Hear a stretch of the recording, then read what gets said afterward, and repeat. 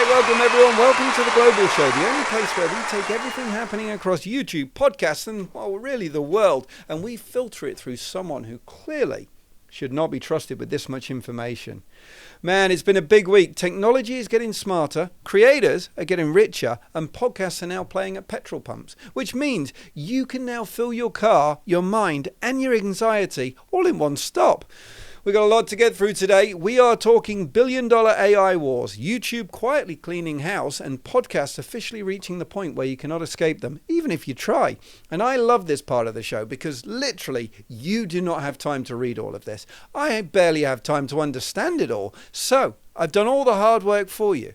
Now, before we jump in, there's something that's been bothering me, and I want to talk about it. It's a question that has existed for decades, a mystery, a genuine unsolved problem that has stopped highly paid executives mid-meeting and made them question everything. Who wrote "Blame It on the Boogie"? What were they actually talking about? Think about it. Someone has clearly messed something up. Something has gone wrong, and instead of taking responsibility, we get a full musical defense strategy. Oh no, don't blame it on the sunshine. No, don't blame it on the moonlight. Do not blame it on the good times. Right, so who are we blaming then? Oh, it's the boogie. What is the boogie? Is it a person? Is it an event? Or is it Greg from accounts again? Because at some point, someone has done something serious enough that an entire group got together and said, we're not naming names here. Then who are you blaming? Well, we're blaming the boogie. And you know what? That's loyalty. That's friendship. That's the kind of support network you want in life. You mess up and your mates go, no. We've got this one down for the boogie. I think we've finally got to the bottom of this. And on that note, let's kick into the monologue. So Samsung's launched the Galaxy S26, and as expected, it's smarter, faster, packed with AI, and it now comes with, are you ready for this, Tom? A privacy screen. That's right. People now can't see what you're doing from the side, which is great, because if there's one thing ruining my life, it's strangers on planes judging my messages. Not the cost of living, not stress. Oh, no. Steve in seat 14B is looking at how I overuse emojis. And of course, the price has gone up again. At this point, we're not buying a phone. We're entering into a long-term financial commitment with updates. O2 has launched satellite texting. Now, this is genuinely impressive. It means that if you're in the middle of nowhere with no signal, you can still send a message, which sounds great until you realize what we've just done. There is now literally nowhere on earth where you can say, sorry, mate, didn't get your message, no signal. That excuse is gone. Now, if you don't reply, that's not technology. That's a personal decision. It's probably for the best. NVIDIA then comes out and says demand for AI is basically unlimited. Unlimited. We're building machines that can think faster than us, create faster than us, replace entire job categories. And what are we doing with all that power? We've trained it to generate thumbnails. This is the biggest technological leap in human history, and we've pointed it directly at content optimization. That's where we've landed. Talking about landing, NASA had to roll back this week because something wasn't quite right. And I love that, because if NASA, the smartest people on Earth, can look at a rocket and just go, not today, then I feel completely justified cancelling plans. Sorry, mate, can't make it tonight. Why is that, Dave? Well, NASA rules. That's it. No further explanation needed now. Weather forecasting has also evolved. They've introduced a new warning system that basically says this could be extremely dangerous, but also it might not happen. So, forecasting has become emotionally unavailable. We've taken science and we've turned it into someone who won't commit to plans. Yeah, I might show up, might destroy everything. We'll just see how it feels on the day. There is also a major case around social media addiction, and the claim is these platforms are designed to keep you hooked. Shock. Designed. Not accidentally addictive designed. And we're all acting surprised. We gave companies unlimited access to our attention, and we said to them, go on, do your best. And now we're shocked they did exactly that. No one accidentally watches 60 videos in a row. That's not a glitch. That's the system working perfectly. And then New York is going after gaming loot boxes, calling them gambling. And gamers are like, oh no, this is different. Is it? You're spending money on something random, hoping it changes your life, telling yourself this time it's going to be good. That's not gaming. That's optimism with graphics. Let's get into the YouTube news. Let's talk YouTube. They're getting strange out there. YouTube has started removing what they're calling AI-generated channels, which is bold, because if you scroll for 5 minutes, give it a go, you genuinely don't know what's real anymore. There are people who don't exist talking about things that never happened, with comments from bots arguing with other bots. And somehow, in the middle of all that, is you eating cereal, fully invested. And YouTube has finally stepped in and realized and said, well, maybe we don't need all of this. It's a strong late decision, YouTube. Late. YouTube Premium Lite is getting upgrades, background play, downloads, all the good stuff, which sounds good.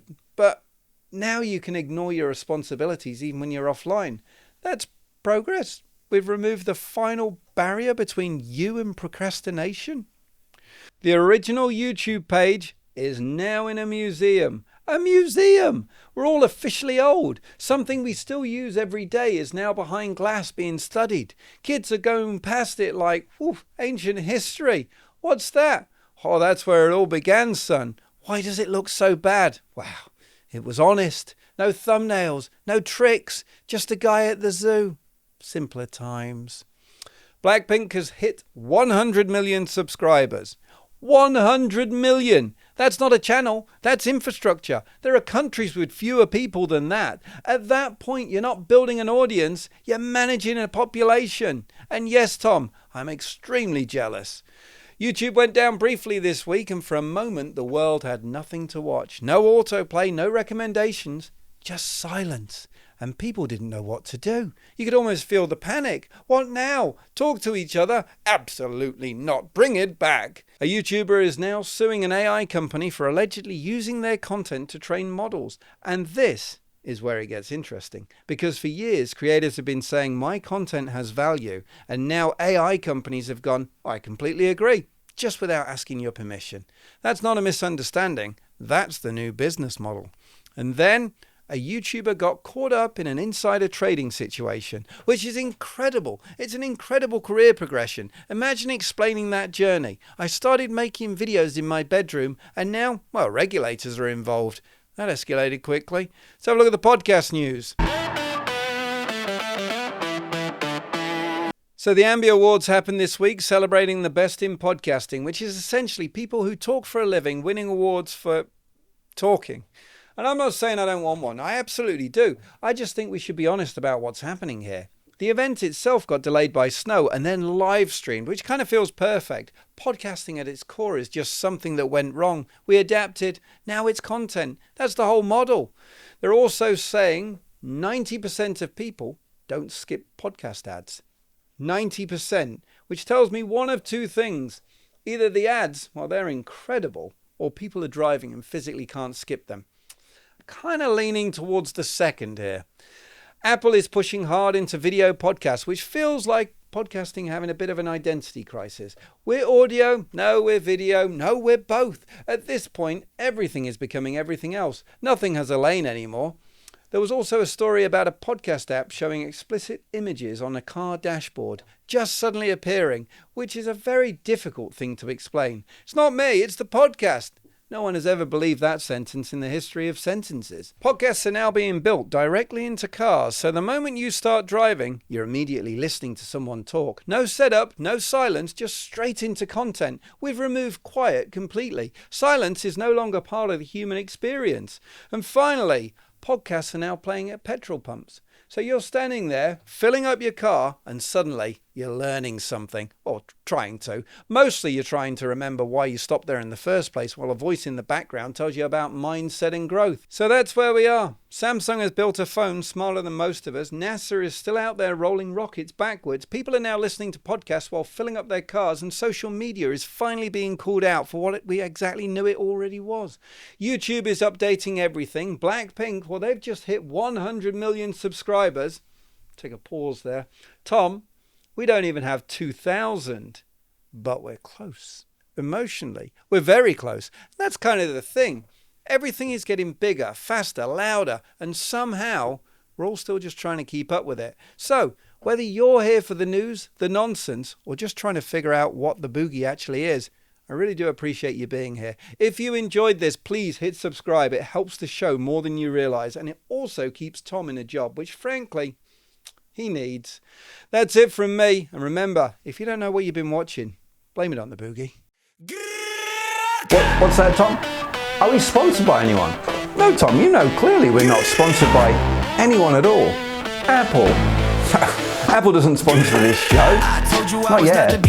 I just simply love the way that all of their devices integrate with each other seamlessly. And, you know, it just works. But no, they're definitely not a sponsor of the show. Yet. Oh, look at that, Tom. Look at that. It's just working. It's just working. What's that? Oh. Oh, I can see it on my phone at the same. This is amazing. FaceTime. Friggin' brilliant, that is.